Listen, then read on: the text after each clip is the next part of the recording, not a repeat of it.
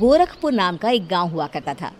उस गांव में ज्यादा लोग नहीं रहते थे। उस गांव में एक गर्भवती विधवा औरत रहती थी। उस औरत का नाम कमला था। कमला अपने घर में अकेली रहती थी। उसके पति की सारी जायदाद उसके नाम हो गई थी, पर सभी गांव वाले उस औरत को मनहूस औरत समझा करते थे और सभी उससे नफरत किया करते थे। एक बार कमला राशन की दुकान पर खाने का सामान खरीदने जाती है। भैया जी, जरा 1 किलो दाल चावल देना।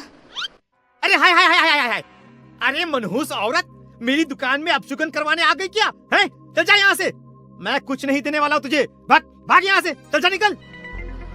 भैया जी ऐसा मत कहिए, मैं गर्भवती हूँ, मुझे खाने की बहुत जरूरत है, मुझे खाना दे दीजिए। दुकानदार कमला को वहाँ से धक्के मारकर भगा देता है। तभी कमला रोते रोते उस गांव के किन्नरों के इलाके में आ जाती है। गांव वाले किन्नरों को उसी इलाके में रखा करते थे, क्योंकि वो लोग किन्नरों को पसंद नहीं करते थे और उनके इलाके में रहने से मना करते थे।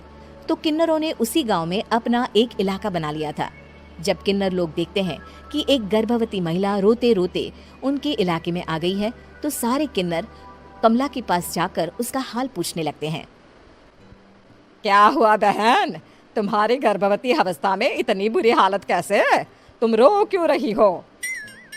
तुम डरो मत, हम तुम्हें कोई नुकसान नहीं पहुंचाएंगे। तुम शांत होकर सब बताओ कि हुआ क्या है। मैं कमला हूँ, मैं गांव के दूसरे इलाके से आई हूँ। 2 महीने पहले ही मेरे पति की मौत हुई है। मुझे गांव के लोग मनहूस मानते हैं, क्योंकि मैं विधवा हूँ और गर्भवती भी। वहाँ के लोग मुझे खाने के लिए कुछ बेचने के लिए भी तैयार नहीं, जिससे मेरा गुजारा नहीं हो रहा था। कोई बात नहीं कमला, हम तुम्हारा ख्याल रखेंगे। किन्नर लोग कमला को एक खाली घर में रहने के लिए जगह दे देते हैं और उसकी देखभाल भी करते हैं। कुछ ही महीने बाद कमला अपने बच्चे को जन्म देती है, पर अफसोस, कमला बच्चे को जन्म देते ही अपनी जान गंवा देती है। जब सब किन्नर बच्चे को देखते हैं तो बहुत खुश हो जाते हैं, क्योंकि वो बच्चा भी किन्नर ही था। कमला ने एक किन्नर बच्चे को जन्म दिया था। अब इस बच्चे की देखभाल कौन करेगा? हम तो इस बच्चे को गांव के दूसरे इलाके में भी नहीं भेज सकते। और तो क्या हुआ, इस बच्चे की माँ नहीं रही तो हम इसे पालेंगे। अब ये हमारे इलाके में रहेगा, हमारे साथ रहेगा।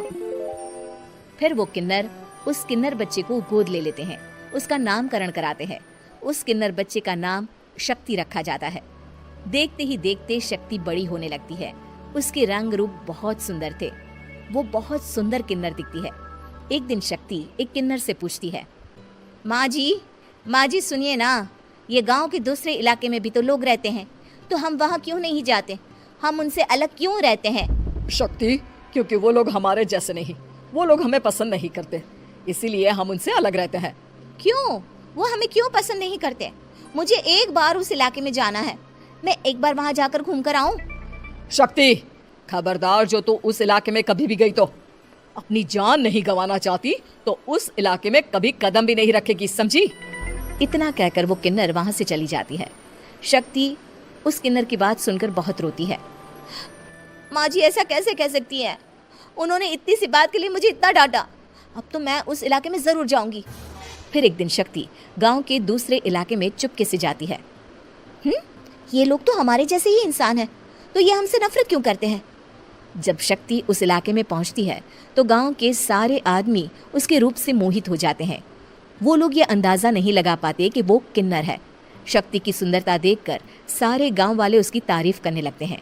तभी गांव का चक्कर लगाने गांव के जमींदार का बेटा हर्ष वहां पहुंचता है।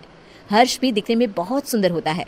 जब हर्ष ने शक्ति को देखा तो वो भी उससे मोहित हो गया, और जब शक्ति की नजर हर्ष पर पड़ी तो वो हर्ष को देखकर मोहित हो गई। आपको पहले कभी इस गांव में देखा नहीं। इस गांव में आप नए हैं क्या?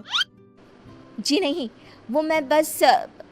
तभी शक्ति बोलते बोलते रुक जाती है और मन में सोचने लगती है, अगर मैंने इनको बता दिया कि मैं दूसरे इलाके से आई हूँ तो वो समझ जाएंगे कि मैं किन्नर हूँ, इसलिए मुझे इनसे झूठ ही बोलना पड़ेगा। शक्ति हर्ष को कहती है, जी हाँ, मैं इस गांव में नई आई हूँ, यहाँ अकेली रहती हूँ। वैसे आप कौन है? आप भी इसी गांव में रहते हैं? जी हाँ, मैं इस गांव के जमींदार का बेटा हूँ। आपको किसी भी चीज की जरूरत पड़े तो आप मुझे बता देना, मुझे अच्छा लगेगा। ऐसे ही शक्ति और हर्ष एक दूसरे से रोज मिलने लगते। वो दोनों अपने प्यार का इजहार करने एक दूसरे से मिलने जाते हैं। तभी शक्ति का पीछा करते करते एक किन्नर वहां आ जाती है। शक्ति, शक्ति, मैं तुमसे बहुत प्यार करता हूँ। मैं तुमसे शादी करना चाहता हूँ। क्या तुम मुझसे शादी करोगी? हाँ हर्ष, मैं तुमसे शादी करूंगी, पर मैं तुमको अपने बारे में एक सच्चाई बताना चाहती हूँ जो मैंने तुमसे छुपा कर रखी है। तभी उनके बीच में ही वो किन्नर आ जाती है। शक्ति, तेरी हिम्मत कैसे हुई ऐसा करने की? वो किन्नर शक्ति को खींचकर गांव के जमींदार के पास ले जाती है। हर्ष भी वहां शक्ति को बचाने के लिए पहुंच जाता है। जमींदार शक्ति और हर्ष के प्यार के बारे में सुनकर गुस्से में आ जाता है और शक्ति को गांव के बाहर निकालने की सजा देता है। शक्ति ये बात सहन नहीं कर पाती और कुएं में कूदकर अपनी जान दे देती है।